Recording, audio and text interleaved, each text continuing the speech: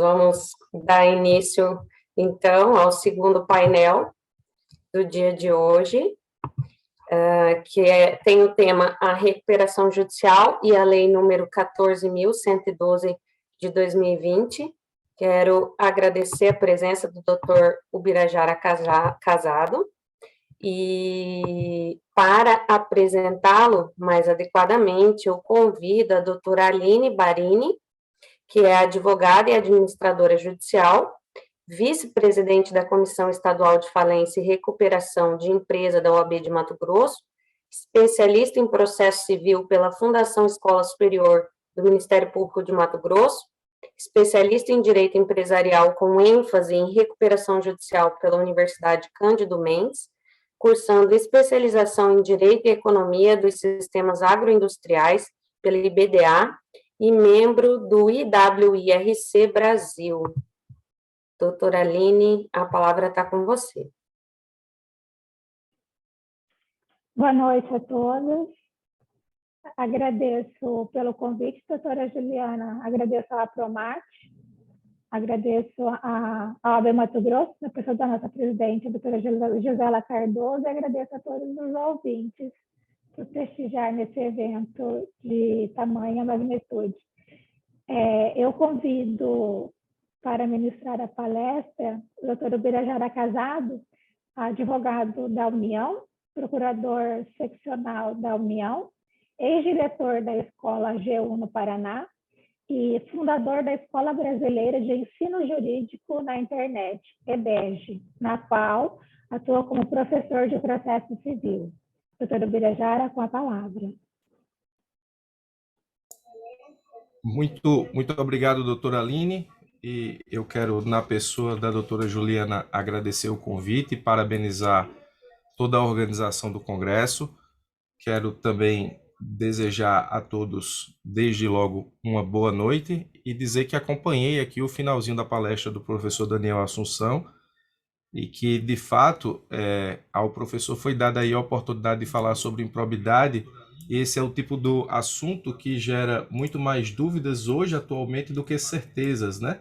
E como bom advogado público, eu só não posso concordar na parte que ele falou da legitimidade da fazenda pública, mas o direito é bonito por conta disso, é dinâmico por conta disso, e é porque nós temos efetivamente a possibilidade de ir melhorando as instituições. Mas eu quero agradecer o convite da doutora Juliana, com quem eu tive contato aí alguns meses atrás acerca do Congresso. Estou aqui para falar sobre recuperação judicial e a Lei 14.112.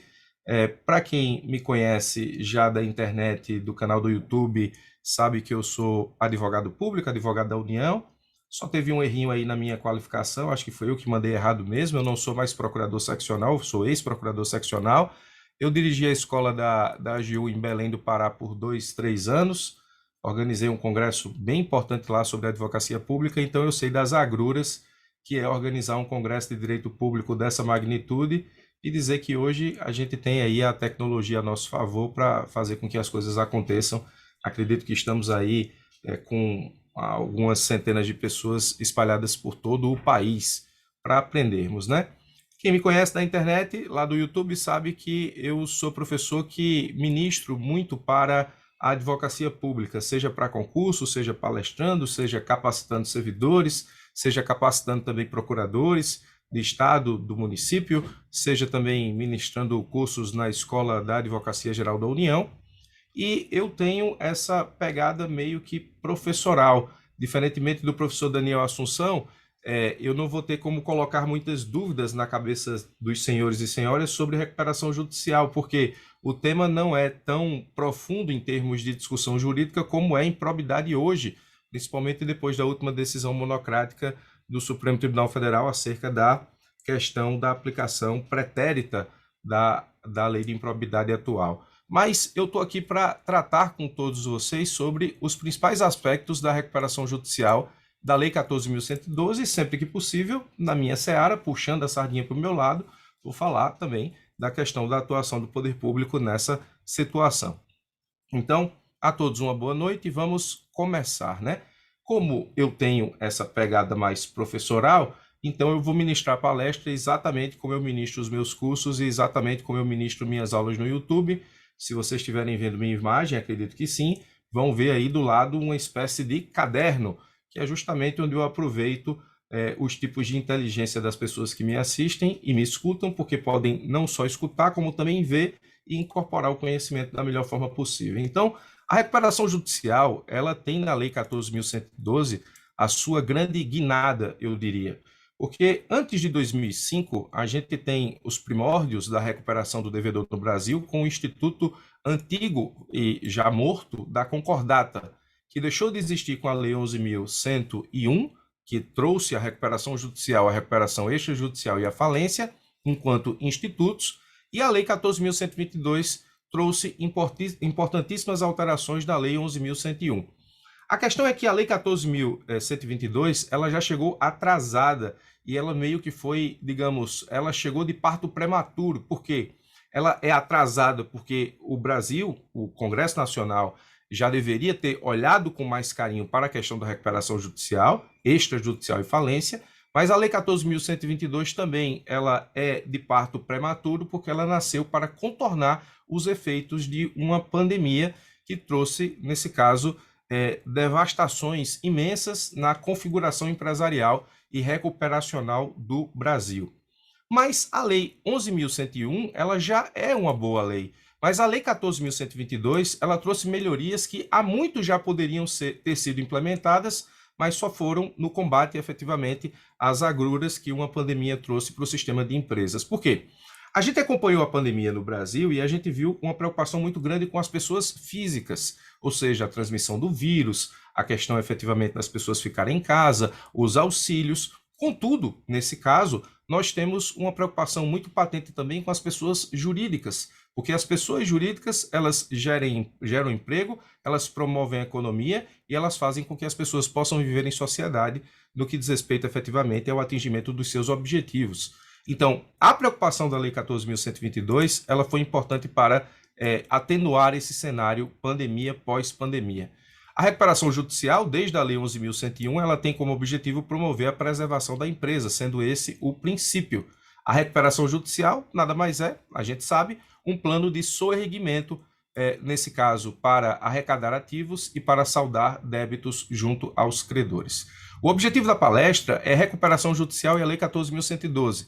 Se a gente fosse falar sobre recuperação extrajudicial e sobre falência, a gente ficaria aqui até o início do próximo mês. Então, eu vou me concentrar na parte da recuperação judicial, como justamente um plano, com o auxílio do Poder Judiciário, de soerguimento da pessoa jurídica, no sentido de estabelecer um plano de atuação para arrecadar ativos e saldar passivos. A recuperação judicial, ela tem, nesse caso, o auxílio do Poder Judiciário na execução desse plano.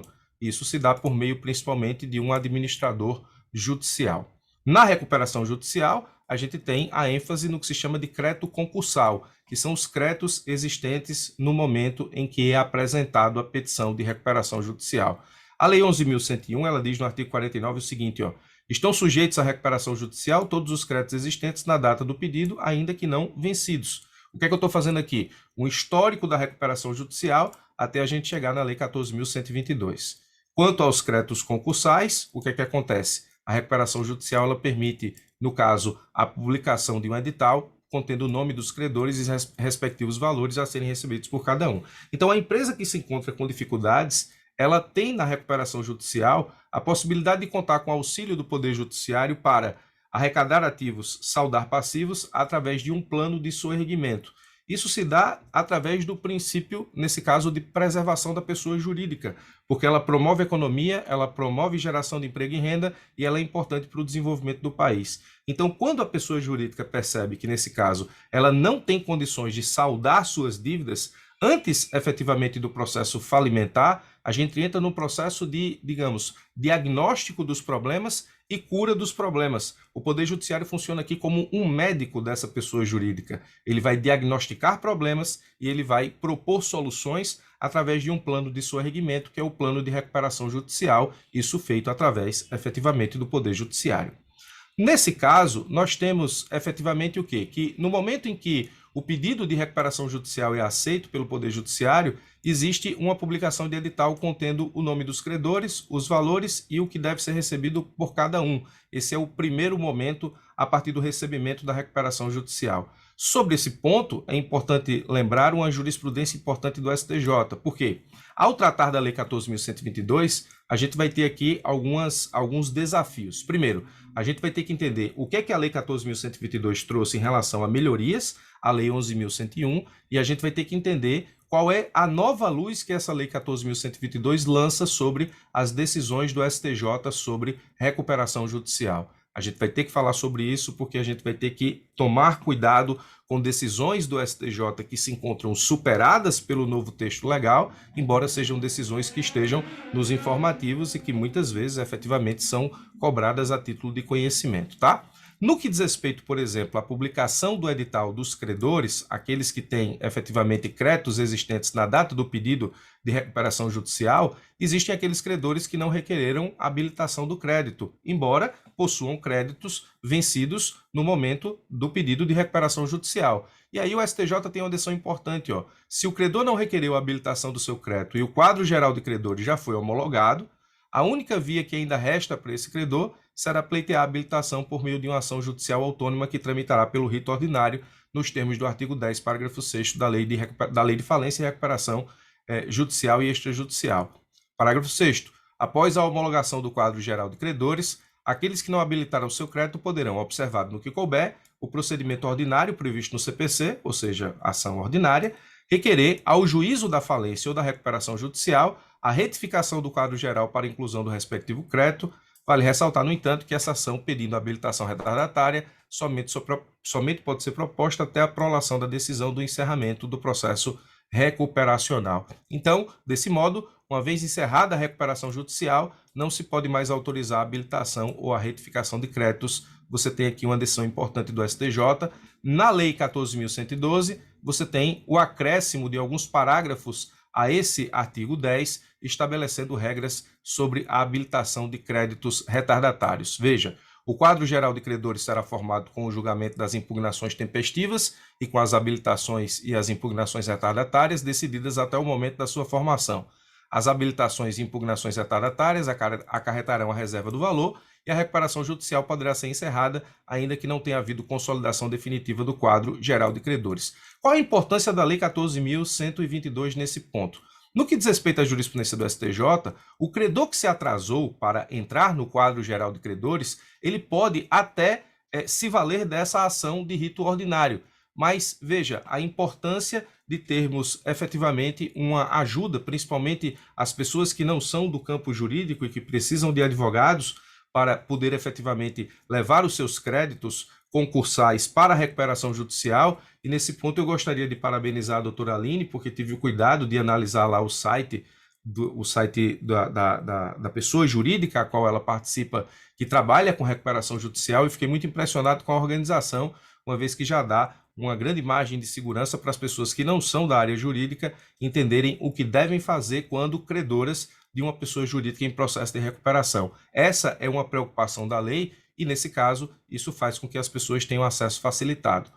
Bom, no que diz respeito à Lei 14.122, nós temos exatamente um importante acréscimo no artigo 10 sobre essa questão da habilitação do crédito de forma, entre aspas, atrasada. Mas eu gostaria de tratar, feito esse histórico um pouco e essa ideia da Lei 14.122, de estabelecer que a Lei 11.101, embora tenha sido uma lei estabelecida para a recuperação judicial, que trouxe importantíssimas mudanças no sistema normativo, adequando efetivamente a ideia de que é melhor recuperar a pessoa jurídica do que simplesmente decretar a sua falência, nós temos que esse procedimento precisa ser célere. Então, a Lei 11.101, antes da Lei 14.102, ela estabelece, inclusive, que nos termos da jurisprudência do STJ, os prazos dessa lei são contados em dias corridos. E aqui, preste atenção que temos um tópico extremamente interessante.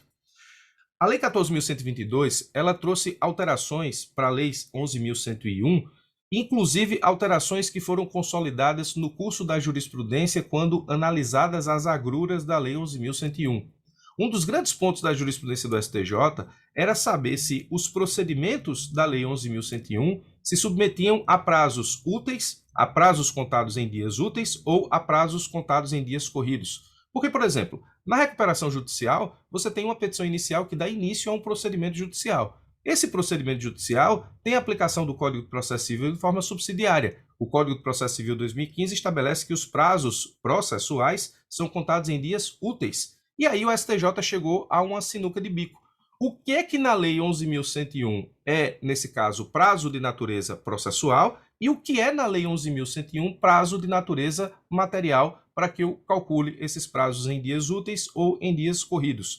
O STJ tem uma decisão importante que diz o seguinte, vai ser extremamente difícil estabelecer na Lei 11.101 o que é prazo de natureza processual e o que é prazo de natureza material. Então, para a Lei 11.101, todos os prazos são contados em dias corridos. Isso delimita o que a jurisprudência pensa sobre celeridade nos procedimentos de recuperação judicial e falência, além, efetivamente, dos prazos que, eventualmente, na Lei 11.111, sejam prazos de natureza processual.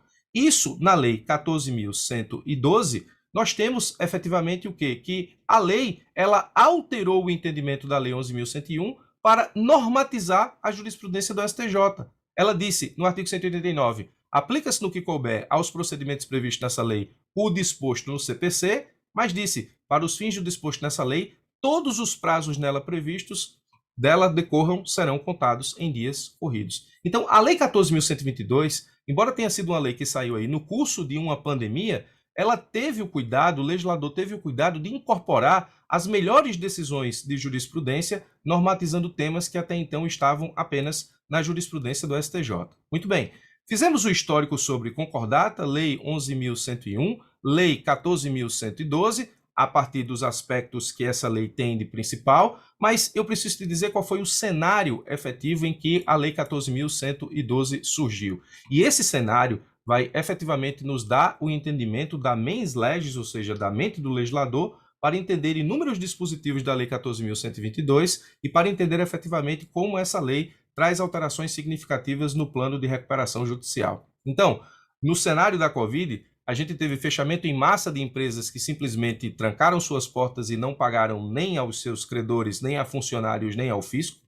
A gente teve o agravamento da situação de empresas que já estavam em processo de recuperação, ou seja, empresas que já estavam em recuperação judicial nos termos da Lei 11.101, elas tiveram esse agravamento e não conseguiram, nesse caso, cumprir o plano de recuperação previsto já nos termos da Lei 11.101. Então, essas empresas tiveram dificuldades nos anos de 2014 e 2016, na recessão, na crise econômica, e apresentaram um plano de recuperação sob a égide da Lei 11.101 e depois, em seguida, veio uma pandemia.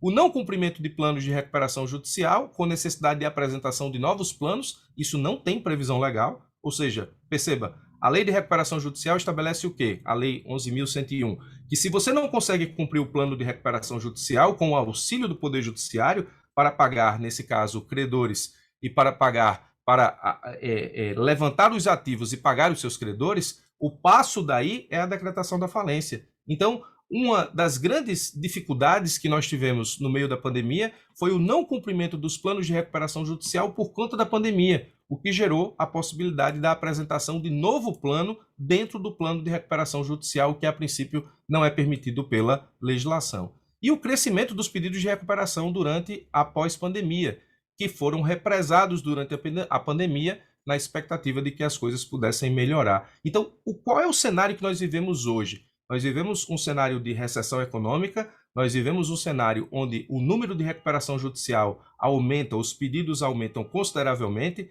sejam porque as empresas não aguentam mais os efeitos de duas recessões econômicas, 2014 e 2016, seja porque esses efeitos foram agravados com a pandemia. E uma das coisas importantes para quem pesquisa esses dados é que, atualmente, a gente vive a seguinte situação. Existem empresas pedindo recuperação judicial porque acreditaram, entre aspas, na promessa de volta econômica, que ainda não aconteceu, e elas não estão conseguindo, portanto, saldar os seus débitos. Então, só cresce o pedido de recuperação judicial no cenário nacional. É nesse cenário aqui de Covid que surge a Lei 14.122, que eu te digo até o seguinte, presta atenção, essa lei ela foi até um pouco esquecida em meio a tantas notícias sobre a questão da pandemia. Teve flexibilização da regra de ouro orçamentária no Supremo na época da pandemia, teve briga entre Estado, União, município sobre de quem tem a competência para tratar das questões específicas do combate à pandemia, que a Lei 14.122 saiu e pouca gente prestou atenção no que essa lei efetivamente trouxe de alteração. Mas eu posso te dizer, sem sombra de dúvida, que essa lei ela tem 4 grandes pilares. E aqui é importante porque a gente já entra efetivamente naquilo que a lei trouxe para o cenário normativo nacional. A lei moderniza, a Lei 14.122 moderniza a legislação anterior. Por quê? Ela traz maior efetividade na reestruturação de empresas que estão passando por recuperação, ela traz outras alternativas de solução de crises e ela estimula o desenvolvimento econômico quando ela permite a implementação de novas modalidades de concessão de crédito. Então, a Lei 14.122 foi uma excelente lei na tentativa de salvar pessoas jurídicas no meio de uma crise sem precedentes, crise de ordem mundial, mas que no Brasil teve consequências bem drásticas em relação a tudo o que nós passamos. Então, a Lei 14.122 é um dos bons frutos da pandemia, mas eu confesso que ela poderia ter sido pensada num contexto sem pandemia, porque as suas alterações, elas modernizam o plano de recuperação judicial, que é o objeto da palestra, elas reestruturam as empresas nesse plano, no sentido de dar segurança às empresas de que vão sair efetivamente do plano de recuperação sem caminhar para a falência, ela estabelece alternativas de solução de conflitos dentro do plano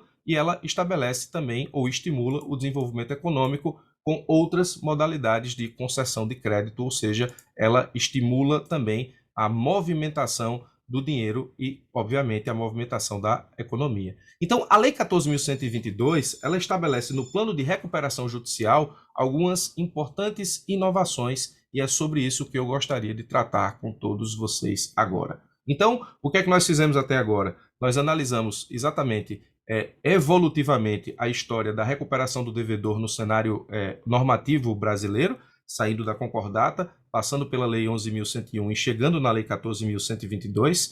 Nós vimos que a Lei 14.122 ela traz modernidade, ela traz alguns elementos do próprio Código de Processo Civil no que diz respeito, por exemplo, à mediação e à conciliação, que nós não tínhamos tão enfatizado na Lei 11.101, e nós temos, portanto, um plano de recuperação judicial hoje que pode se considerar, de certa forma, semi-moderno, levando em consideração a experiência de outros países. Então, tudo o que eu falei até agora foi para chegar nas importantes inovações trazidas pela Lei 14.122.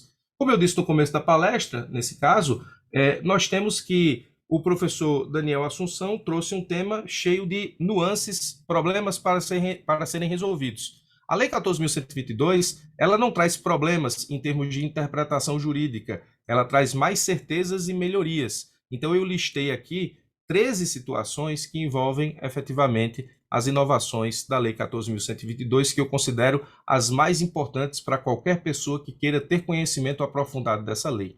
E, obviamente, a gente vai tratar das inovações, tratando também daquilo que a jurisprudência dos tribunais superiores trata acerca de cada um dos temas. Então, não posso falar de inovação da Lei 14.122 sem dizer a questão da normatização da possibilidade de recuperação judicial do produtor rural. Outro exemplo que a Lei 14.122 incorporou da jurisprudência do STJ. Então, houve a sistematização, normatização, da possibilidade de o produtor rural pleitear a recuperação judicial, bastando a comprovação do exercício da atividade rural nos 2 anos anteriores ao período, mediante a apresentação da documentação prevista em lei, mesmo que a atividade tenha se desenvolvido antes do registro na junta comercial. Nessa circunstância, fica a recuperação adstrita à atividade rural. Essa possibilidade ela já tinha amparo jurisprudencial, mas ganhou contornos legais específicos. A Lei 14.112, ela estabeleceu, portanto, exatamente no artigo 70A, essa possibilidade, e ela trouxe a jurisprudência do STJ para a lei. Nos mesmos moldes em que a Lei 14.122 trouxe a jurisprudência do STJ no que diz respeito aos prazos contados em dias corridos para os procedimentos da lei de recuperação judicial e falência, também trouxe a questão da recuperação judicial do produtor rural para a lei que também advinha da jurisprudência do STJ. Um dos pontos extremamente importantes de modernização da lei, no caso da Lei 14.122, é a aplicação da mediação e conciliação, inclusive, nesse caso, sendo essa uma das tarefas adicionadas ao administrador judicial. É importante que se diga isso. o juiz, o administrador judicial, eles precisam a todo tempo promover a conciliação e a mediação no que diz respeito aos processos de recuperação. Isso já tinha fundamento numa recomendação do CNJ, mas entre recomendação do CNJ e a coisa está efetivamente entabulada em termos legais, nós temos a Lei 14.120/112 com uma importante alteração em termos de obrigatoriedade no que diz respeito à conciliação. Aqui nós temos um tópico que interessa diretamente aos advogados públicos, né? A lei permite uma participação mais ativa do fisco. A gente sabe que no plano de recuperação judicial, especificamente, diferentemente da falência, no plano de recuperação judicial, a participação do fisco é bastante limitada, porque o Código Tributário Nacional diz que os créditos públicos não se sujeitam à recuperação judicial. Então, nós não temos uma participação muito ativa do fisco na recuperação judicial, diferentemente do que acontece, por exemplo, com a falência. Inclusive, na Lei 14.122, embora não seja o tema da palestra, a execução fiscal e a falência já se comunicam muito melhor do que o que acontecia na Lei 11.101. Inclusive, a jurisprudência do STJ já permitia alguma comunicação, ainda que tímida, entre execução fiscal e, nesse caso, falência, levando em consideração que a falência não suspende a execução fiscal. Mas existe um incidente de classificação de crédito público hoje, permitido pela Lei 14.112, que, nesse caso, é obrigatório no processo de falência, que suspende a execução fiscal. Falo sobre ele no final, apenas como um adendo aos assuntos, porque o objetivo da palestra é a recuperação judicial. Bom, no que diz respeito à participação mais ativa do fisco na recuperação judicial, a gente tem a possibilidade do parcelamento dos débitos fiscais estabelecidos pela Lei 11.101, alterados que foram pela Lei 14.122. O grande problema, nesse caso, desse parcelamento, e que gera algum tipo de, digamos, discussão doutrinária, é que esse parcelamento ele pode ser deferido no curso da recuperação judicial para permitir, efetivamente, com que a pessoa jurídica ela consiga, digamos, equilibrar suas contas, ganhando aí prazo para pagar o fisco e, obviamente, reverter os seus ativos para pagar os credores que estão habilitados na recuperação judicial ao recebimento dos seus valores. Então, eu devo ao fisco, consigo um parcelamento, isso vai aliviar minhas contas para que eu possa apresentar, inclusive, isso como um plano de ativo para saldar os meus débitos na recuperação judicial. Muito bem, isso é possível. O grande problema, e efetivamente o que se critica aqui, é que a lei diz que se eu não cumprir o parcelamento junto ao fisco, nesse caso, isso vai me levar efetivamente à decretação da falência, o que é uma penalidade bastante forte em termos de plano de recuperação e parece efetivamente aí ir de encontro ao princípio da recuperação empresarial. Mas isso fica para uma outra discussão. A verdade é que a participação do fisco na recuperação judicial foi bastante implementada em termos de Lei 14.122, tá? Regulamentação do Deep Finance, que é um instituto efetivo e alienígena, portanto, vindo do direito americano, que é, na verdade, a possibilidade de você angariar empréstimos junto aos bancos para que, nesse caso, a recuperação judicial tenha no seu plano executivo, dentro do plano de recuperação junto ao juízo e ao administrador judicial, um plano de ativos, né? Então, a regulamentação do Deep Finance é justamente a possibilidade de você ter, dentro do plano de recuperação judicial, a empresa ela fazendo empréstimos junto aos bancos para ter ativo a fim de pagar os seus débitos. A Lei 11.101, ela faz a previsão desse instituto, mas a Lei 14.122, 14.112, ela desburocratiza o Deep Finance. Então, isso também foi um dos pontos modernos trazidos pela Lei 14.112. Essa regulamentação aqui é bastante importante e essa regulamentação permite a feitura desses empréstimos e permite, portanto, com que os credores na recuperação judicial eles tenham algum tipo de segurança. Lembrando que na recuperação judicial, quando o juiz recebe o pedido de recuperação judicial, os credores efetivamente eles são listados e eles precisam também se manifestar em concordância com ao plano de recuperação judicial sob pena de decretação de falência. Você também tem aqui um período de paralisação, ou seja, um período parado, né, que também é um instituto importante da Lei 11.111, que na verdade é a suspensão das execuções contra o devedor. essa suspensão ela se dá por 180 dias, e na Lei 11.101 esse período era improrrogável. Agora existe a possibilidade de prorrogação do prazo em uma única vez, desde que o devedor não tenha concorrido para a superação do período. Então, esse período em que se suspendem as execuções contra o devedor é importante para que o devedor possa respirar e fazer o levantamento de ativos para pagar efetivamente os seus credores na recuperação judicial. Então, cuidado, isso aqui passa a ter direito a uma prorrogação, aquele que está em recuperação judicial, mas desde que ele não tenha concorrido para a superação do período. Isso aqui é muito importante para o devedor, no caso, para aquele que está em processo de recuperação judicial. Já existia na lei, mas sem prorrogação, tá? Agora, sobre esse período de paralisação, é importante que eu traga ao conhecimento uma jurisprudência do STJ também importante, que diz sobre a possibilidade do juiz, em sede de tutela de urgência, antecipar o período de paralisação ou suspender os atos expropriatórios determinados em outros juízos antes mesmo de deferido o processo de recuperação. O STJ tem, portanto, importante jurisprudência no sentido de que, nos termos da lei, o período de paralisação ele acontece depois de recebido o pedido de recuperação judicial, mas a jurisprudência admite, por exemplo, a concessão de tutela de urgência para que as execuções contra aquele devedor sejam paralisadas, mesmo antes de deferido o processamento do pedido de recuperação. Essa jurisprudência aqui é muito importante do STJ sobre esse instituto, tá? Mas jurisprudência anterior à Lei 14.112. Como essa jurisprudência, embora anterior, ela não inviabiliza a nova normatividade, que apenas trouxe a possibilidade de prorrogação, a gente pode dizer, sem sombra de dúvida, que essa jurisprudência do STJ está em dia, ou seja, não se encontra superada. O que é que eu estou fazendo? Apenas para recapitular, estou tratando dos principais pontos e principais inovações trazidas pela Lei 14.122 no plano de recuperação judicial, que é o objetivo da palestra. Só recapitulando, sistematização da possibilidade de recuperação judicial do produtor rural. Nós tivemos essa incorporação da jurisprudência na lei, aplicação de mediação e conciliação em caráter de obrigatoriedade, tanto pelo juiz quanto, nesse caso, pelo administrador judicial, participação mais ativa do fisco na parte do parcelamento, regulamentação do Deep Finance, que era justamente uma previsão da lei anterior, mas agora a Lei 14.122 permite a regulamentação, o período de paralisação, que pode ser prorrogado, e essa jurisprudência do STJ que permite o entabulamento do período de paralisação exatamente em sede de tutela de urgência, ou seja, a título de tutela provisória. Eu só preciso te dizer, e para que você preste bastante atenção, que esse período de paralisação, que é suspensão das execuções contra o devedor, não alcança a execução fiscal, tá?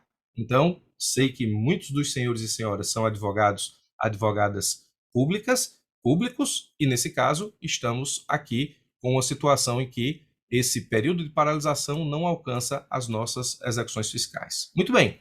O sexto ponto, prioridade na tramitação. Então, a nova lei prevê aí prioridade de tramitação da lei 14.122 no que diz respeito à recuperação judicial. Isso aqui é importante porque isso aqui é uma modernização da lei de recuperação judicial em relação ao Código de Processo Civil 2015. Perceba que a lei 11.101 é de 2005, 10 anos antes, por exemplo, do novo CPC. E o novo CPC trouxe a medida de julgamento de processo a partir da feitura de listas de prioridade. Então, faltava isso na lei 11.101. Então, veja, embora tenha sido, como eu falei para os senhores e senhoras, uma lei formada, gestada durante uma pandemia, o legislador teve o cuidado, embora efetivamente o país vivesse toda aquela confusão estrutural, ele teve o cuidado de modernizar a Lei 11.101, pensando inclusive em aspectos relacionados ao novo Código de Processo Civil. E para isso, ele estabeleceu a prioridade de tramitação no que diz respeito efetivamente à recuperação judicial, com exceção das situações de habeas corpus e outras prioridades previstas em leis especiais. Então você tem aqui prioridade na tramitação como uma grande novidade da Lei 14.122. Outro instrumento importante chama-se constatação prévia. Preste atenção, ó. Não era incomum que os juízes, logo após a distribuição do pedido de recuperação, porque o juiz, quando ele recebe o pedido de recuperação, a primeira decisão do juiz é deferir a recuperação judicial. Ele pode deferir ou indeferir. A lei lista os documentos que a empresa precisa demonstrar efetivamente a sua situação de ativo e passivo, e o juiz vai perceber se existe, portanto, a possibilidade do deferimento de recuperação judicial para aquela petição inicial. Então, após a distribuição, o juiz, nesse caso, ele nomeava, nos termos da Lei 11.101, um profissional para realizar uma constatação prévia, também conhecida como perícia prévia, a fim de apurar as reais condições de funcionamento da empresa e a regularidade da documentação, que por sua natureza é bastante complexa. Imagine que você é juiz, recebe um pedido de recuperação judicial e essa petição é, historicamente, a petição inicial, a maior petição inicial que se tem notícia na história processual brasileira. Por quê? Imagine, por exemplo, uma multinacional que entra com pedido de recuperação judicial, o calhamaço de documentos que essa petição inicial não acompanha, porque é preciso demonstrar ativos, passivos, e é preciso demonstrar a situação difícil em termos de pagamento desses passivos para que seja constatado efetivamente o móvel da recuperação judicial a ser deferida ou não pelo juízo. Então, imagine você, como juiz, receber um calhamaço desse de petição inicial junto com os documentos e principalmente com informações que você não tem acesso, principalmente porque são informações que estão dentro de outra órbita profissional, como, por exemplo, contabilidade, como, por exemplo, situações que envolvem, a questão de aquisição de ativos por parte da empresa no que diz respeito a estratégias de venda. O juiz não é obrigado a entender sobre estratégia de venda, mas ele precisa, no plano de recuperação judicial, saber qual é a estratégia que aquela empresa tem para angariar ativos para pagar os devedores. Porque a recuperação judicial, ela não é um calote institucionalizado. Eu não entro com pedido de recuperação judicial para dar calote nos meus credores, enquanto pessoa jurídica. Eu entro com pedido de recuperação judicial para dizer o seguinte, eu vou precisar aqui do auxílio do juiz, eu vou precisar do auxílio de um administrador judicial, mas eu tenho um plano para sair da crise. O plano é esse, eu vou arrecadar dinheiro aqui, vou pagar aos credores aqui e eu preciso de ajuda para fazer isso. Isso é recuperação judicial. Não é um calote institucionalizado. Então, quando o juiz recebe esse pedido, vai ter lá no pedido exatamente a demonstração do plano que eu pretendo efetivamente implementar na minha empresa para angariar ativos, para, nesse caso, fazer dinheiro para pagar os meus devedores. Esse plano, muitas vezes, é imbuído de estratégias de marketing, de venda, de produtos que o juiz não é obrigado a conhecer. O juiz precisa, nesse caso, analisar a questão da vida contábil da empresa, ele também não é obrigado a conhecer. Ele não tem como olhar documentos e ele, juiz, decidir, se ele não tiver prévio conhecimento em contabilidade, se existe ou não efetivamente ali condições de aprovar um plano de recuperação. Então, ele precisa de uma constatação prévia. Esse instrumento não tinha na Lei 11.101, mas os juízes faziam de forma, na praxis jurídica, de forma costumeira. A constatação prévia não era expressamente prevista em lei e gerava uma série de discussões entre os estudiosos e até mesmo na jurisprudência. A nova lei incorporou a prática judicial e estabeleceu, portanto, a previsão expressa para a nomeação de um profissional de confiança para realizar a constatação prévia e apresentar laudo no prazo máximo de 5 dias. Então, agora, o juiz tem, na lei 14.122, a possibilidade de estabelecer exatamente a ideia de que ele vai ter o auxílio de um profissional para dizer qual é a real situação dessa empresa que pede aí a sua recuperação judicial. O instituto é constatação prévia. Preste atenção que isso aqui, em termos de prática, não é novidade, mas em termos de lei, sim. Consolidação processual e substancial. Vê, a Lei 14.122, ela aproxima a recuperação judicial de uma espécie de coletivização. Ou seja, existe uma aproximação da Lei 14.122 aqui eu não posso dizer que ao processo coletivo, mas à solução coletiva de conflitos. O que é consolidação processual e o que é consolidação substancial? É quando existe a possibilidade de eu ingressar com um pedido de recuperação de um grupo societário e não necessariamente de uma pessoa jurídica em específico. A consolidação processual diz respeito à possibilidade de um grupo sob controle societário comum requerer recuperação judicial, mas sendo cada um tratado efetivamente como independente e unitário. Ou seja, eu tenho um grupo que controla a sociedade de pessoas jurídicas que estão sobre o mesmo problema no que diz respeito ao pagamento dos seus passivos. Eu entro com pedido de recuperação judicial do grupo societário, então eu tenho uma recuperação judicial que envolve várias pessoas jurídicas que estão sujeitas ao mesmo problema e estão submetidas ao mesmo controle societário, mas eu vou ter no plano de recuperação um plano para cada uma delas. Isso é uma solução coletiva dentro da recuperação judicial, sem precedentes na Lei 11.101, pelo menos em termos de normatização. Então, a jurisprudência já aceitava esse tipo de situação, mas em termos de lei, nós temos uma novidade extremamente interessante. Eu tenho agora a possibilidade legal de resolver coletivamente a recuperação judicial de um grupo econômico, por exemplo. Então, a consolidação processual é quando eu coloco esse grupo econômico dentro de uma recuperação judicial com um plano para cada um, individualmente falando, e a consolidação substancial é quando eu coloco esse grupo econômico dentro de uma recuperação judicial, mas tratando todos eles de uma forma única. Ou seja, aqui a diferença é, na consolidação processual, eu tenho um plano de recuperação para cada pessoa jurídica que integra o grupo, e na consolidação substancial, eu tenho um plano de recuperação único para todas as pessoas que integram o grupo. Isso é muito novidade na Lei 14.122. Eu estou listando só o que a gente chama de nata das novidades em termos de recuperação judicial. Então, qualquer lugar que você for discutir, inclusive em processo sobre essas novidades, aquilo que existe de mais importante está aqui, tá? O Instituto ele é uma demonstração clara e necessária do avanço na legislação recuperacional, que ao considerar os novos critérios para identificação do tratamento dos grupos empresariais, nesse caso aqui, da consolidação processual e substancial, em recuperação judicial, conferiu às partes envolvidas do processo maior segurança jurídica. Porque o que é que acontecia antigamente? Se eu tenho um grupo econômico e cada pessoa jurídica ingressa com um plano de recuperação junto a um juízo específico, daqui a pouco você tem diversos planos de recuperação judicial com linhas diferentes de atuação e o grupo não consegue arrecadar ativos para pagar nenhum desses planos. Então, se resolve coletivamente. É quase que aqui uma situação que envolve direito individual homogêneo de cada pessoa jurídica sendo tratado de forma coletiva no plano recuperacional, se eu pudesse fazer uma comparação com o processo coletivo. Então, isso aqui é muito importante em termos de novidade da Lei 14.122. Outro ponto importante diz respeito, nesse caso, ao plano de recuperação proposto por credores. Antes, nesse caso, na Lei 11.101, você tem que o plano de recuperação é proposto justamente pela pessoa jurídica que se encontra em dificuldades de apresentar efetivamente aí a saldar as suas dívidas com os seus credores. Então, antes da alteração legislativa, somente a própria empresa em recuperação podia apresentar o seu plano de recuperação judicial.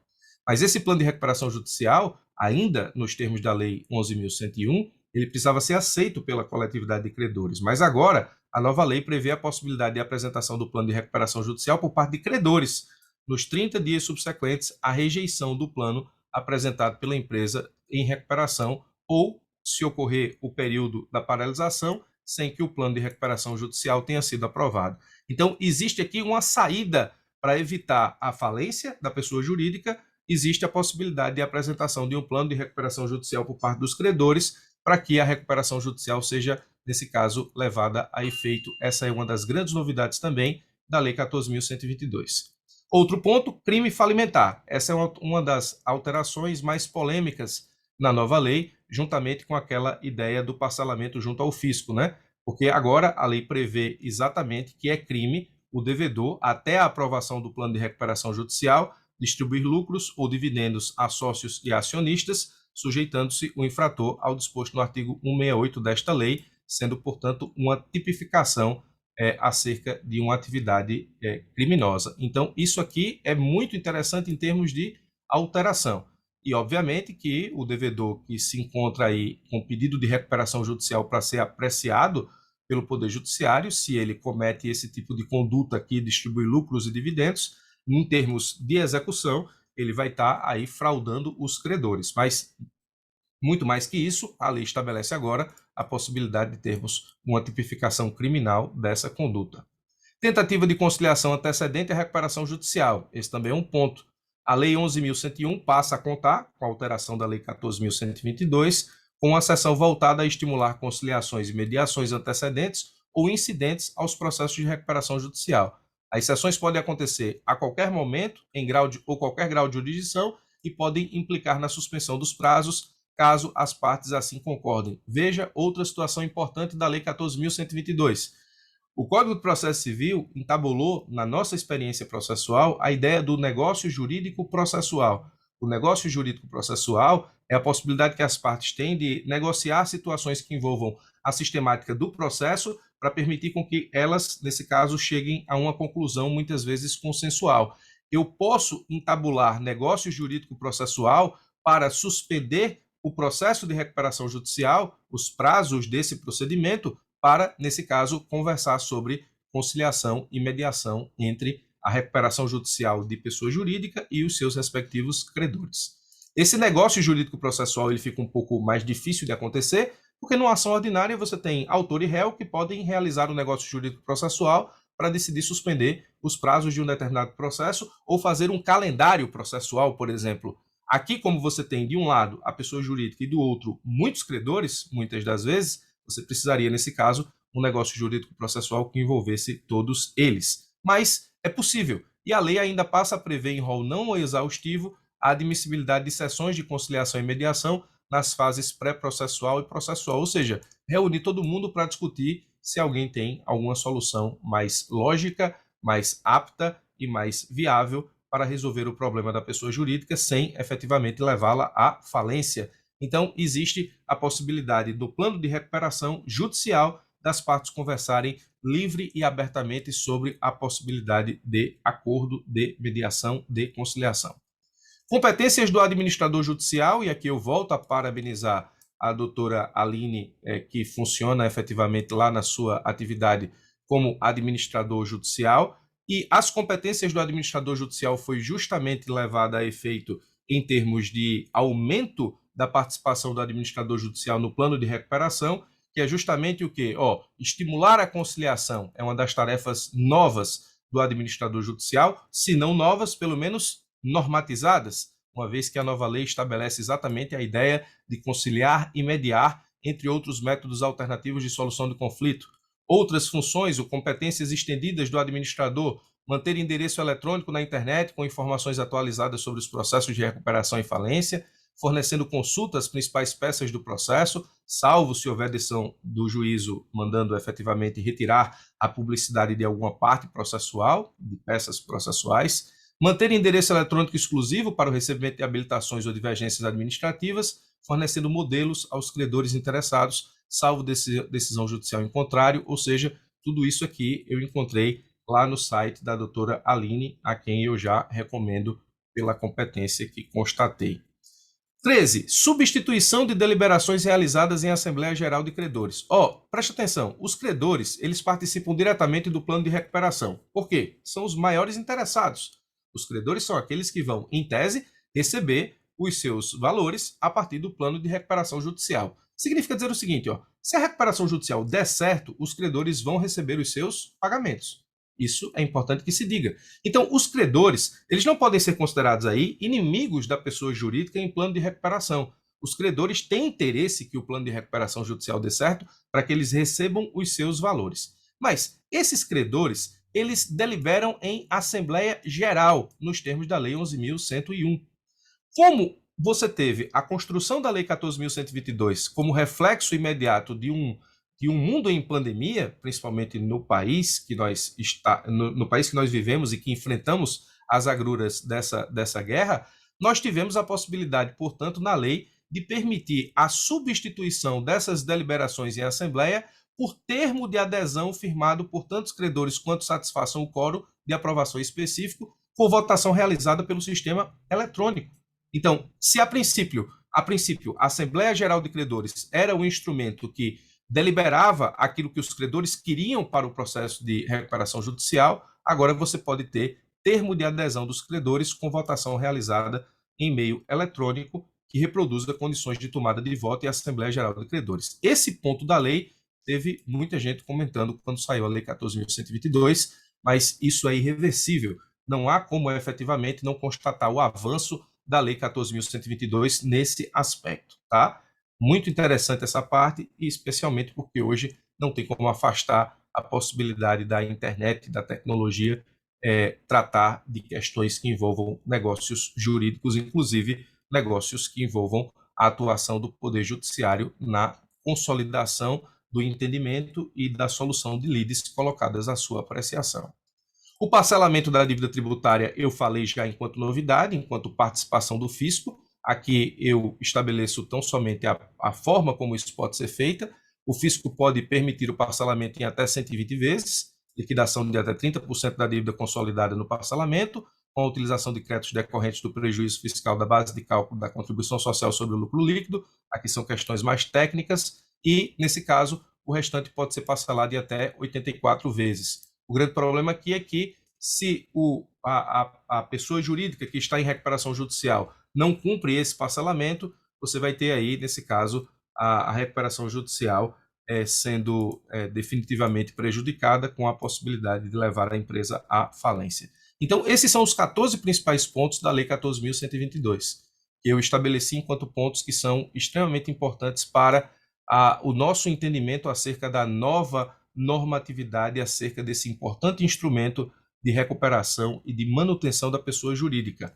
Para finalizar, como não poderia deixar de ser, eu trago apenas alguns tópicos de jurisprudência acerca da Lei 14.122, que são importantes em termos de jurisprudência de Tribunal Superior, para que a gente entenda um pouco a comunicação da jurisprudência com a nova lei, levando em consideração, como já falei, que a Lei 14.122 ela acabou incorporando ao seu texto normativo muitas decisões do STJ e também o contrário aconteceu. A Lei 14.122 acabou, nesse caso, superando decisões importantes do STJ. Eu vou tratar apenas daquelas que eu considero essencial. O juízo de execução fiscal versus o juízo de recuperação judicial. A Lei 14.112 alterou a Lei 11.101, deixou expressamente consignado o seguinte, a execução fiscal não se suspende pelo deferimento de recuperação judicial, isso a gente já sabe também no Código Tributário Nacional. O juízo da execução fiscal possui competência para determinar os atos de constrição judicial sobre os bens da empresa em recuperação.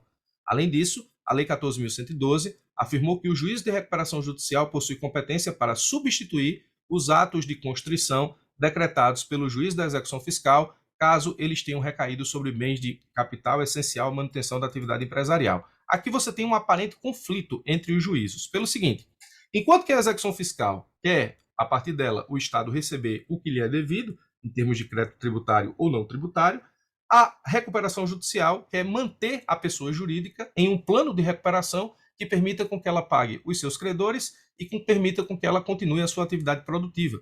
Então, o juízo de recuperação ele pode substituir os atos de constrição decretados pelo juiz da execução fiscal. Isso, nesse caso, foi afirmado pela Lei 14.112. Ou seja, se a execução fiscal acabou, nesse caso, pegando algum bem que é fundamental, essencial à manutenção da atividade empresarial da empresa que está em recuperação judicial, o juízo que está acompanhando o processo de recuperação judicial, ele pode substituir o ato de constrição do juiz de execução fiscal. Então, a partir da Lei 14.112, não se pode falar que existe conflito de competência pelo simples fato de que o juiz da execução fiscal determinou a constrição de um bem e o juízo da recuperação ainda não ter decidido se irá ou não substituir essa constrição. Para que se configure o conflito, é necessário que o juiz da execução fiscal se oponha concretamente à superveniente deliberação do juiz de recuperação judicial a respeito da constrição judicial. O que é que vai acontecer? Se o juiz da execução fiscal ele toma um bem da empresa que está em recuperação e o juízo da recuperação entende que esse bem é essencial à manutenção da sua atividade e, portanto, ao plano de recuperação, ele pode flexibilizar a constrição em cima desse bem. Se o juiz da execução fiscal, nesse caso, não concordar com o juízo da recuperação judicial, aí ele suscita a questão do conflito de competência. Isso aqui é uma jurisprudência muito importante do STJ e, nesse caso, já posterior à Lei 14.122. Muito importante, por sinal, porque estabelece uma comunicação entre os juízos da recuperação judicial e o juízo da execução fiscal, levando em consideração que a recuperação judicial não suspende, nesse caso, a execução fiscal. Outra decisão muito importante, especialmente depois do CPC 2015, é a questão do agravo de instrumento, que envolve efetivamente a possibilidade das decisões interlocutórias serem agravadas de imediato. A gente sabe que o Código de Processo Civil 2015 estabeleceu lá o agravo de instrumento como um recurso cabível apenas a partir de um rol previsto nos incisos do 1015. Esse rol estabelece, portanto, quais são as decisões que são agraváveis de imediato e aquilo que não for agravado de forma imediata pode ser devolvida à segunda instância apenas como preliminar de apelação. Muito bem, nesse ponto tudo bem. O STJ, portanto, criou uma teoria chamada teoria da taxatividade mitigada, em que ele permite a possibilidade do agravo de situações que não estão no rol do 1015, mas que nessa situação o STJ entende que merecem ser analisadas pelo segundo grau de forma imediata, desde que haja urgência e desde que, nesse caso, haja inutilidade na rediscussão do tema apenas em preliminar de apelação. Muito bem, tudo bem. O problema é que o STJ ele estabeleceu o entendimento de que no plano de recuperação ou no processo de recuperação judicial e no processo de falência, todas as decisões interlocutórias elas são agraváveis e para isso ele aplicou o parágrafo único do 1015 do Código do Processo Civil. Ou seja, o procedimento de falência e o procedimento de recuperação judicial não se submetem ao rol dos incisos do 1015. Todas as interlocutórias que são deferidas nesse tipo de processo ou indeferidas merecem, nesse caso, a possibilidade do manejo imediato do agravo de instrumento. É uma questão processual em cima de um procedimento específico, tá? Decisão também importante. Tratamento diferenciado em relação aos credores, também, nesse caso, você tem uma decisão aqui do STJ anterior à Lei 14.122, que ele diz, é possível a criação de subclasses entre os credores da recuperação judicial, desde que estabelecido o critério objetivo, justificado no plano de recuperação, abrangendo credores e com interesses homogêneos, ficando vedada a anulação de direitos de eventuais credores isolados. Aí, a Lei 14.112, ela estabeleceu, portanto, nesse caso, uma importante atualização a partir da jurisprudência do STJ, que passou a prever a possibilidade de adoção de tratamento diferenciado a determinado credor, e, nesse caso, faz isso no parágrafo único do artigo 67. O plano de recuperação judicial poderá prever tratamento diferenciado aos créditos sujeitos à recuperação judicial pertencentes a fornecedores de bens ou serviços que continuarem a provê-los normalmente após o pedido de recuperação, ou seja, aqueles bens e serviços que a pessoa jurídica precisa para continuar existindo, até para fazer valer o plano de recuperação, desde que tais bens sejam necessários à manutenção da sua atividade e que o tratamento diferenciado seja adequado e razoável no que concerne a relação comercial futura. Então, nós temos a Lei 14.112 estabelecendo aí, de novo, uma incorporação de um entendimento que já encontrávamos na jurisprudência do STJ. E aí, edital de credores e imprensa oficial. Esse ponto, e nesse caso, esse ponto de jurisprudência é o último, me comprometo, já que estou falando aqui muito, mas acredito que bastante importante os pontos levantados para que você entenda a essência da Lei 14.112.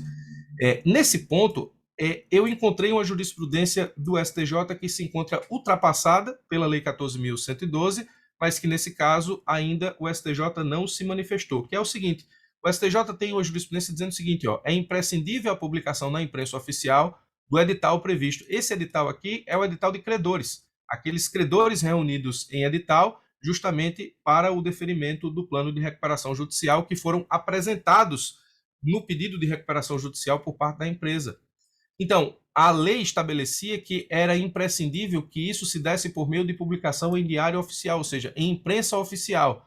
A nova lei, ela estabelece o seguinte, a Lei 14.112, no artigo 191, salvadas as disposições específicas dessa lei, as publicações ordenadas serão feitas preferencialmente na imprensa oficial, se o devedor ou a massa falida comportar, em jornal ou revista de circulação regional ou nacional, bem como qualquer outro periódico que circule em todo o país. Isso é a redação da Lei 11.101 antes da mudança. Depois da mudança, salvadas as disposições específicas dessa lei, as publicações ordenadas serão feitas em sítio eletrônico próprio, na internet, dedicado à recuperação judicial e falência, e as intimações serão realizadas por notificação direta por meio de dispositivos móveis previamente cadastrados e autorizados pelo interessado. Isso é a Lei 14.112 se adequando à Lei do Processo Eletrônico. Perceba, portanto, que a Lei 14.112 ela incorporou à recuperação judicial elementos próprios do Código de Processo Civil no que diz respeito à mediação, à conciliação, estabeleceu, portanto, a possibilidade do negócio jurídico processual. A Lei 14.112 trouxe para o plano de recuperação judicial o processo eletrônico, como nós acabamos de ver, incorporou jurisprudência do STJ no texto normativo. Então, é uma lei extremamente importante e muito farta no que diz respeito à modernização do plano de recuperação. E por último, eu queria tratar apenas de dois pontos correlatos que interessam ao poder público, justamente pela ideia de que somos aqui alguns advogados públicos e esses temas podem fazer parte do nosso dia a dia. No que diz respeito à falência, não à recuperação judicial, que é o objeto da palestra, você tem um interessantíssimo incidente que se chama incidente de classificação do crédito público. Na falência, nesse caso, é obrigatório o juiz estabelecer o incidente de classificação do crédito público para cada uma das fazendas. União, Estado, município. Então, para cada fazenda credora, vai existir o incidente de classificação do crédito público para que haja efetivamente aí a intimação, da fazenda, para que haja a informação ao administrador judicial e efetivamente, a depender do momento processual que se estabeleça lá a falência, você tenha uma comunicação da falência com a execução fiscal. No que diz respeito à falência e à execução fiscal, elas se comunicam muito mais do que, nesse caso, a recuperação judicial e a execução fiscal. Inclusive, o STJ já tem jurisprudência no sentido de que a fazenda pode habilitar o seu crédito na falência, desde que não tenha feito pedido de constrição lá no juízo executivo fiscal. Então, isso aqui é um importante instituto, o incidente de classificação do crédito público na falência, que comunica efetivamente aí a possibilidade da fazenda na falência habilitar o seu crédito, ainda que ele esteja inscrito em dívida ativa e ainda que exista efetivamente execução fiscal em curso. Até porque esse incidente de classificação do crédito público, diferentemente da recuperação judicial, ele suspende a execução fiscal. Por isso que eu queria trazê-lo para os senhores e senhoras na palestra. Porque, como eu disse que a recuperação judicial não suspende a execução fiscal, nesse caso, existe um incidente que suspende a execução fiscal. É o incidente de classificação do crédito público, mas na falência. Isso é importante em termos de diferenciação. E por último, e agora é último de verdade, você tem a ADPF 357 do Supremo Tribunal Federal, que tratou acerca da inconstitucionalidade do Código Tributário Nacional acerca do concurso de credores. Na falência, não na recuperação judicial, porque os créditos públicos eles não participam da recuperação judicial, a participação do fisco ou do Estado na recuperação judicial está mais adstrita à questão do parcelamento, mas na falência, os créditos dos entes estatais, eles tinham um concurso de preferência estabelecido no parágrafo único do artigo 187. O 187 diz assim: a cobrança judicial do crédito tributário não é sujeita a concurso de credores ou habilitação em falência, recuperação judicial, concordata, inventário ou arrolamento. Esse dispositivo, ele diz o seguinte, veja bem, os créditos públicos, eles se sujeitam à execução fiscal. Então, o poder público tem instrumento próprio para cobrar esses créditos dos seus devedores. Eles não se sujeitam a concurso de credores ou habilitação em falência, recuperação judicial, concordata, inventário ou arrolamento. A gente sabe que a recuperação judicial não suspende a execução fiscal, mas a gente sabe que, em termos jurisprudenciais, STJ cada vez mais aproxima falência de execução fiscal, para que, efetivamente, as coisas possam se casar efetivamente, embora o artigo 187 ele estabeleça que o crédito público não se sujeita à falência. Por quê? Ele pode ser pago via execução fiscal. Se o artigo 187 dissesse que se sujeita à falência, então eu não poderia ter execução fiscal enquanto eu tivesse processo falimentar. Não é o que acontece. Mas o parágrafo único estabelece um concurso de preferência no que diz respeito às pessoas jurídicas de direito público. E aí, o crédito da União preferia aos dos estados, DF territórios, o dos estados preferia pró-rata aos dos municípios, e nesse caso nós tínhamos efetivamente um concurso de preferência de créditos públicos. O Supremo, na ADPF 357, declarou a inconstitucionalidade desse concurso de preferência e, portanto, isso aqui não existe mais. Essa também é uma importante novidade que toca no que diz respeito à falência e que toca no que diz respeito à Lei 14.112, que é a Lei de Falências e Recuperação Judicial. Bom, como efetivamente aqui a gente conversou muito, eu explico em detalhes essa ADPF 357 lá no canal do YouTube, está aqui o link, se de repente você quiser procurar efetivamente sobre a questão de destrinchar a ADPF 357. Basicamente, os argumentos do Supremo foi a questão da autonomia dos entes federativos e de que, nesse caso, somente a Constituição pode estabelecer diferença entre os entes federativos, então a lei complementar, que é o Código Tributário Nacional, não poderia, sem macular a Constituição, estabelecer concurso de preferência. Em outras palavras, o Supremo disse esse concurso de preferência só seria constitucional se efetivamente eu tivesse aqui essa previsão na Constituição, não em norma infraconstitucional. Então, pessoal, apenas para que a gente possa rememorar tudo, eu fiz aqui uma breve evolução sobre o processo de recuperação do devedor no Brasil, passando pela concordata, passando pela Lei 11.101 e passando pela necessidade premente e urgente da Lei 14.112, que essa lei, nesse caso, acabou existindo de forma tardia, mas quando foi fabricada praticamente nascendo de forma prematura. Estabeleci exatamente o cenário em que essa lei 14.112 apareceu, um cenário em que nós tínhamos problemas de celeridade com a lei 11.101, a ponto do STJ dizer que os prazos da lei correm em dias corridos, ou seja, são praticados em dias corridos e não em dias úteis. O cenário da Covid, que implementou aí a lei 14.112, e nós tivemos exatamente as características dessa lei em termos gerais, modernizando, reestruturando, apresentando alternativas importantes para a solução de conflitos e, nesse caso, promovendo o desenvolvimento econômico com a possibilidade de concessão de crédito através, inclusive, de empréstimos junto a instituições financeiras e parcelamento por parte das dívidas do poder público. E trouxe 13 inovações da lei 14.112. Dessas 13 inovações, eu coloquei aqui 14 mais uma ficou repetida apenas por questão de lembrança, que é o parcelamento da dívida tributária por conta do fisco. São 13 inovações que eu trouxe.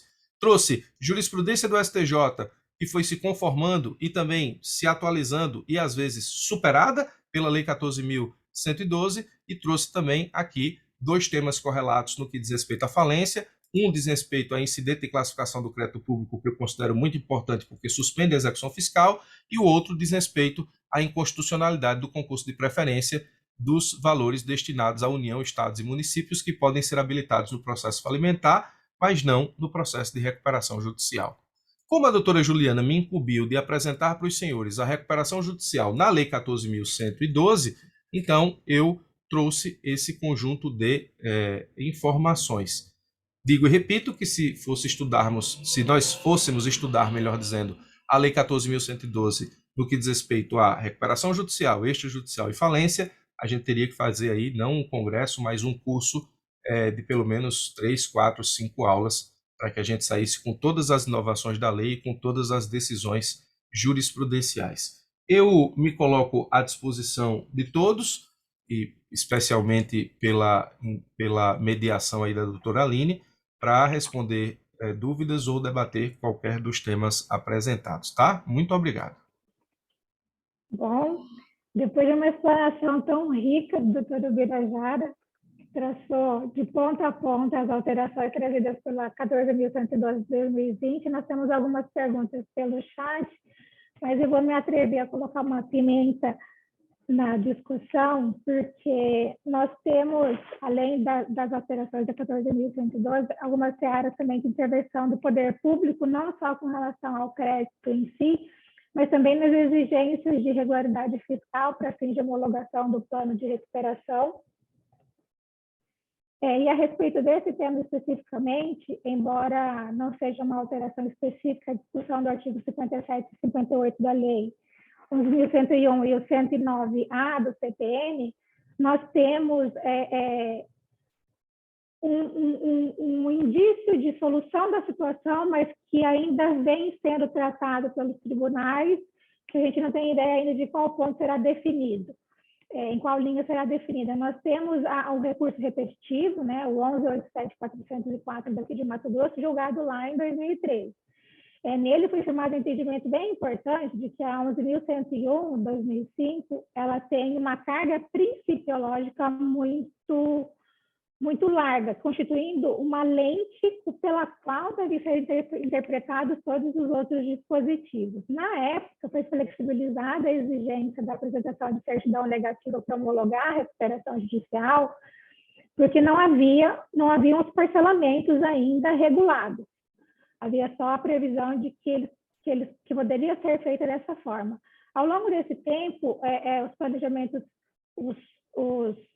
a organização dos parcelamentos vieram por meio de lei, a federal, a 13.043 de 2014, e alguns estados também a implantaram, no município também.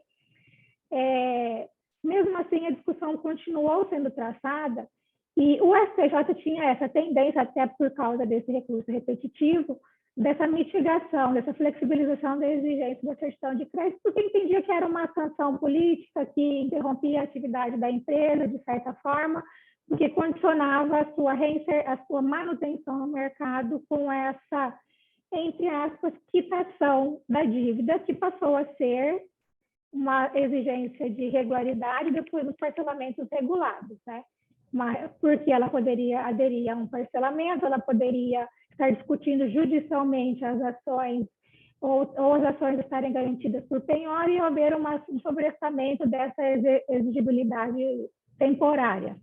Então, essas certidões ainda podiam ser apresentadas, não só o pagamento total da dívida do fisco. Eu chamo um pouco a atenção a duas reclamações que foram apresentadas ao STF de decisões do STJ dispensando essa exigência. Nós temos uma daqui do Mato Grosso, que é a reclamação 36942. Nela, teve uma ordem liminar do ministro Luiz Fux, determinando a instauração de um procedimento de arguição de inconstitucionalidade pelo Tribunal de Origem, pelo Tribunal de Piso, e determinando a reforma da decisão. Essa arguição de controle difuso, né, de constitucionalidade, foi instaurada pelo nosso tribunal aqui do estado do Mato Grosso, e ele acabou sendo julgado procedente por maioria, afastando a ideia de inconstitucionalidade dos artigos 57 e 58 da Lei de Recuperação e o 191A do CTN. Foi por maioria. Um dos votos que me chamou a atenção, que inclusive foi pela procedência, ressaltou a existência desse recurso repetitivo e trouxe que, na verdade, há uma premissa equivocada dos operadores do direito, trazendo a inconstitucionalidade sobre os 57, 58 e 191, quando, na verdade, deveriam direcionar essa inconstitucionalidade ao artigo 10A, segundo da Lei 10.522, que, inclusive, foi abarcado que foi inserido pelo parcelamento federal 13.043, mas que também foi confirmada pela 14.112 agora. O que ele diz, o desembargador Márcio Vidal, ele trouxe no seguinte sentido, que essa premissa equivocada desses outros institutos deveria ser direcionada ao 10A, porque ele determina o quê? A desistência das ações judiciais e administrativas movidas com relação a créditos fiscais e também a renúncia aos direitos que fundam essas ações, para assim poder aderir a um parcelamento fiscal. Então, isso, de certa forma, esse desembargador entende como uma afronta ao devido processo legal, ao direito de ação e à inafastabilidade da jurisdição. E aí, com esse desfecho, ele ainda votou pela procedência do afastamento da inconstitucionalidade, citando um outro preceito, que é uma outra reclamação do STF, a 43.169, onde existia ali, a OAB, inclusive, ingressou como amicus curiae nessa reclamação, e existia ali, existia ali uma discussão confirmando essa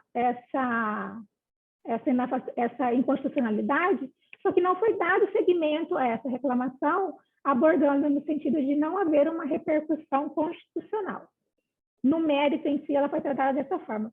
Só que ela foi julgada em 2021, pós-Lei 14.112. E nela se reforçou todos os preceitos do repetitivo de 2013, da 11.87.404 de Mato Grosso. Então, a gente vê que, embora apareceu inicialmente com uma liminar nessa reclamação, entendendo pela constitucionalidade, que haveria uma mudança de entendimento do STJ nessa linha, quando, na verdade, não. O próprio STF, da lavra do ministro Dias Toffoli, embora tenha negado seguimento, se dispôs a traçar toda a confirmação desse entendimento do recurso repetitivo do 11.87.404. Então, a gente tem duas posições diferentes.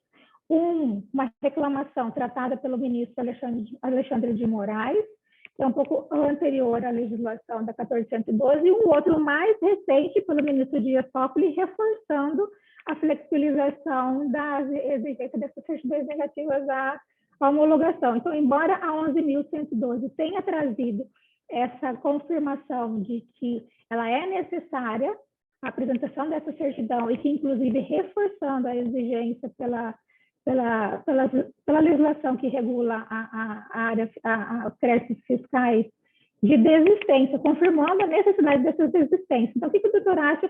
Que sentido isso vai encaminhar? Se a gente precisa ir literalmente pelo dispositivo da lei, pelo legalismo, ou se a gente ainda vai enfrentar algumas discussões a respeito pelos tribunais superiores? Seria mais ou menos isso. Deixa eu habilitar aqui o som novamente, porque eu desabilitei para não dar eco. Bom, primeiro, muito obrigado pela intervenção, doutora Aline. De fato, o tema ele é muito palpitante em relação a essa questão, embora a Lei 14.112 não tenha resolvido isso, nem trazido nada em relação a essa possibilidade, até porque penso que ela não poderia trazer isso, porque, basicamente, a exigência entabulada ela está no artigo 191-A do Código Tributário Nacional, que tem, nesse caso, status de lei complementar.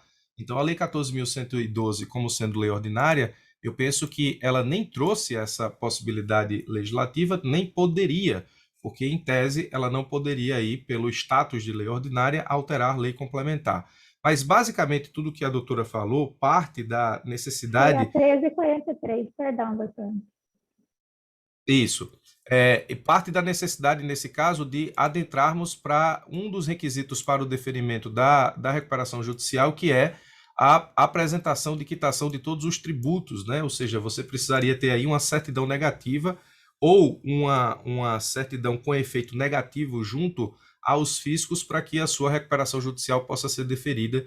E isso é muito sensível porque isso diz respeito efetivamente ao pedido de deferimento da recuperação judicial. Perceba, a gente não entrou efetivamente nem na discussão acerca do plano, ou seja, nós estamos ainda naquela seara de possibilidade ou não do deferimento da recuperação junto ao pedido inicial.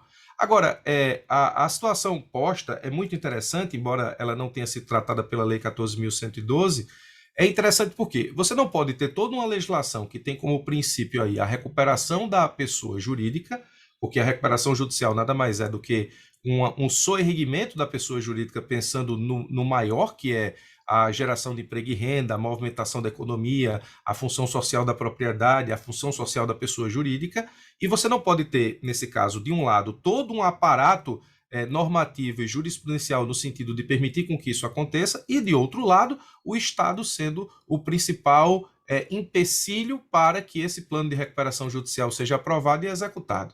Então, de certa forma, a gente entra aqui em discussões bastante interessantes e constitucionais acerca, inclusive, disso ser considerado, no futuro, uma questão de sanção política, né? A gente sabe que os tribunais superiores não permitem com que você tenha aí meios indiretos de cobrança de tributo, e se eu preciso, para que a minha recuperação judicial seja deferida, se eu preciso, primeiro, pagar tudo o que eu devo a todos os fiscos para que eu tenha a minha recuperação judicial deferida, eu vou ter, de certa forma, aqui, uma violação de acesso à justiça e de violação a um procedimento que está previsto em lei para soerguer a pessoa jurídica somente se eu pagar os tributos, ou seja, isso acaba sendo, de certa forma, uma cobrança indireta de tributo, o que pode ser considerado no futuro uma sanção política. Acontece que, nesse caso, a gente tem aqui uma situação que envolve um problema que me parece ser um pouco mais complicado. Por quê? No que diz respeito à regularidade fiscal, a gente sabe que, embora a lei tributária, o Código Tributário Nacional, seja um para todos os entes, a gente tem um calhamaço de legislação tributária de Estado, município e União que estabelecem exatamente como se faz o pagamento de cada tributo e como ter acesso a essas certidões negativas ou certidões positivas com efeito negativo. E aí isso faz com que a pessoa jurídica, ela muitas das vezes tenha dificuldade até de conseguir administrativamente um parcelamento para que consiga esse tipo de certidão, para que possa dar entrada na recuperação judicial. Não raras às vezes, já na recuperação judicial, é possível que o juiz conceda aí uma tutela antecipada para receber efetivamente a petição inicial e dar início ao processo de recuperação judicial, afastando a obrigatoriedade do artigo 191 e da legislação tributária que lhe é correlata, entendendo que se trata efetivamente de sanção política e entendendo que, nesse caso, isso seria violar o acesso à justiça. Agora, na minha visão, a gente precisa amadurecer em termos de Estado para que o Estado não seja o maior empecilho à execução da Lei 14.112, com as alterações que fez na Lei 11.101. Se existe efetivamente aqui a possibilidade de concessão de uma recuperação judicial para o soerguimento da pessoa jurídica e não tendo o crédito público a habilitação para esse tipo de recuperação, me parece que a exigência da quitação de todos os tributos para o deferimento da recuperação judicial seria elevar o crédito público a um patamar de preferência não previsto nem no Código Tributário Nacional, nem na Constituição, principalmente levando em consideração o pensamento do Supremo de declaração de inconstitucionalidade aqui desse concurso de preferência, embora interestado, ou seja, União, Estado e município. Então, a gente precisa saber o que é que a gente vai escolher. A gente vai escolher levar essa empresa à falência com a habilitação do crédito público ou a gente vai escolher, nesse caso, permitir com que haja recuperação judicial para que, de repente, com uma suspensão da exigibilidade do crédito tributário, ela consiga se soerguer para que, efetivamente, ela possa, nesse caso,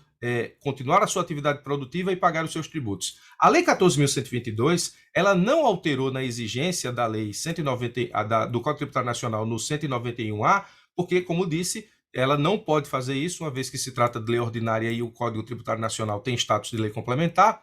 Mas, veja, a Lei 14.112, ela permite, portanto, o parcelamento dos débitos tributários em relação à identificação do fisco enquanto um dos agentes que pode ajudar nesse processo de recuperação judicial. Ora, se o parcelamento do crédito tributário, do débito tributário para o devedor, crédito para a fazenda, ele é possível, a gente sabe que o parcelamento suspende a exigibilidade do crédito tributário. Suspendendo a exigibilidade do crédito tributário, eu poderia, portanto, ter uma certidão negativa aqui para que o meu pedido de recuperação judicial seja efetivamente deferido. Agora, me parece também um tanto quanto abusivo exigir, obrigar a pessoa jurídica a ter que acatar com o parcelamento do crédito tributário para que ela possa ter o deferimento da recuperação judicial. Então, eu posso dizer que a Lei 14.112 amenizou o problema com a possibilidade de chamar o fisco para acontecer o parcelamento, pensando na recuperação, porque quando eu faço um pedido de parcelamento administrativo, o fisco não quer saber se eu estou em recuperação ou não, mas no momento em que eu chamo o fisco ao processo de recuperação judicial e peço um parcelamento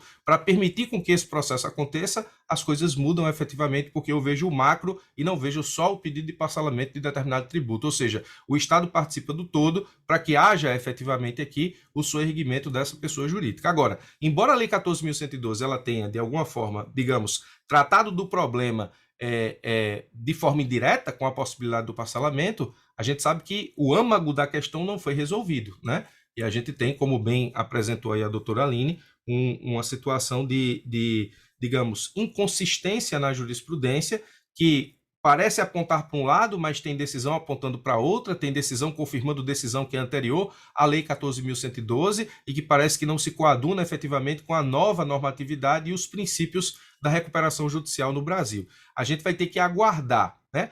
Embora efetivamente eu tenha acompanhado aí os últimos momentos da palestra do professor Daniel Assunção, eu faço dele as minhas palavras no sentido de que isso a gente vai ter que esperar para ver no que vai dar. Eu acredito que, de certa forma, a jurisprudência teria que flexibilizar a exigência do pagamento em conteste dos tributos para a recuperação judicial, porque se o objetivo é soerguer a pessoa jurídica, nesse caso a gente não pode deixar com que o Estado seja o principal impedidor desse tipo de planejamento que é tão bem pensado pela Lei 11.101 e modernizado que foi pela Lei 14.112. Eu sei que a administração desse conteúdo ela não arranca aplausos, porque é um conteúdo um pouco maçante. A Lei 14.112 é uma lei que traz, nesse caso, inovação legislativa em termos de um procedimento. Então, o procedimento é sempre uma sucessão de atos processuais dentro de uma conjuntura maior. Não arranca aplausos como, por exemplo, ministrar sobre improbidade. Mas eu acredito que, em termos gerais, a gente tenha tratado das principais inovações. Arrematando a questão debatida pela doutora Aline, eu acredito, doutora, que é preciso flexibilizar essa exigência. E sobre a exigência na legislação tributária de que haja, nesse caso, desistência das ações com renúncia ao direito, na verdade, isso já é... na verdade, é o seguinte... A gente tem, na advocacia pública, algumas coisas que são um pouco, digamos, injustificáveis do ponto de vista prático, né? A gente tem uma normatividade na Advocacia Geral da União que diz o seguinte, que a gente vai concordar com o pedido de desistência de uma ação porque o pedido de desistência pode acontecer antes da contestação. Se a gente contestou, então o juiz vai intimar aí a Fazenda para dizer se concorda ou não com o pedido de desistência. Tudo bem. A gente tem uma normatividade dizendo o seguinte, que a gente só vai concordar com o pedido de desistência se a parte renunciar ao direito sobre o qual se funda a ação. Mas me diga uma coisa, quem danado em condições normais de temperatura e pressão vai apenas concordar com o pedido de desistência da União se ela renunciar o direito sobre o qual se funda a ação? Veja, é renunciar o direito sobre o qual se funda a ação. Eu vou dizer, concordo com o meu pedido de desistência que eu nunca mais vou abusar a União em relação a esse tema. Isso não existe, isso não se mantém em termos práticos. Então, esse tipo de exigência da legislação tributária me parece ser afrontosa aos princípios da Lei 11.101 e principalmente a modernização trazida pela Lei 14.112. Mas, como falei, a gente vai ter que aguardar o que vai acontecer. Agora, eu acompanho alguns processos dessa natureza, também como procurador, no sentido de que eu vejo ser, de certa forma, pacífico o deferimento de tutela para que o processo de recuperação judicial aconteça, não obstante a não apresentação de todos os tributos. E muitos juízes justificam isso exatamente no sentido de que a Fazenda ela não vai ter prejuízo na sua execução fiscal, uma vez que o processo de recuperação judicial não suspende a execução fiscal, então a execução fiscal continua, e aí, nesse caso, a Fazenda resolva o seu crédito na execução fiscal e deixe o juízo lá, no caso da recuperação judicial, tranquilo para fazer o seu trabalho. Inclusive, levando em consideração a diferenciação entre juízos e a não prejudicialidade da recuperação judicial em relação à execução fiscal, eu vejo alguns juízes deferindo tutela para que esse requisito seja afastado. Esse é um argumento que se soma a tudo que a doutora Aline falou na questão do debate, tá? Perfeito, doutora Birajara. Excelente, como fez antes e na resposta à minha indagação. Nós temos mais um tempinho, Juliana? Tem só uma pergunta aqui no chat. Sim. Professor, quanto aos créditos concursais decorrentes de multa administrativa não tributária, na sua opinião, é possível suspensão da exigibilidade? Então, é Cleidiana que fez a pergunta, né? Isso, Cleidiana Conceição. Muito obrigado, Cleidiana, pela pergunta. Sim, Cleidiana, eu acredito sim, porque dentro do espírito do que a gente está falando sobre a lei de recuperação, embora nesse caso específico você tenha o Código Tributário Nacional tratando obrigatoriamente do crédito tributário, a gente sabe que em termos de cobrança, a inscrição em dívida ativa acontece para créditos tributários e não tributários, então, portanto, a proteção que eu tenho ao crédito tributário na sua execução, na sua cobrança, é a mesma proteção que eu tenho ao crédito não tributário. E se efetivamente eu tenho a necessidade de instituir um parcelamento acerca daquilo que eu devo ao fisco, se eu tiver crédito não tributário envolvido nessa relação de parcelamento, eu posso, nesse caso, requerer o parcelamento da minha dívida junto ao fisco, o que inclui créditos de natureza não tributária, e aí eu teria a suspensão da exigibilidade desse crédito não tributário para o prosseguimento da minha recuperação judicial. A sua pergunta é muito importante, mas acredito que não faz o menor sentido em relação à legislação da recuperação judicial, dar tratamento diferenciado ao crédito de natureza não tributária, tá?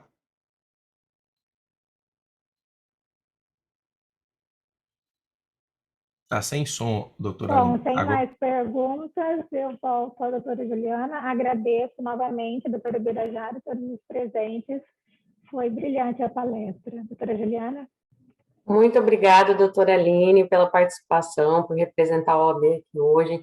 Eu agradeço uma vez mais também, doutora Birajara. O pessoal está elogiando aqui no chat, dizendo que foi uma verdadeira aula. E eu agradeço que o doutor tenha aceitado tratar desse tema, que, como você mesmo disse, é um tema espinhoso, e foi um tema pedido pelos procuradores numa pesquisa que a gente fez interna, de assuntos que queriam que fossem abordados nesse evento. Então, muito obrigada por ter aceitado. E o nosso evento, ele retorna na data de amanhã, com às 19 horas de Brasília, 18 horas de Cuiabá, com a palestra da doutora Cléia Costa dos Santos sobre a efetividade do princípio da igualdade e o Estado antirracista, e doutor Joel de Menezes Niebur com os desafios para a aplicação da nova lei de licitações. Então, esperamos todos vocês amanhã. Meu muito obrigada e uma boa noite a todos.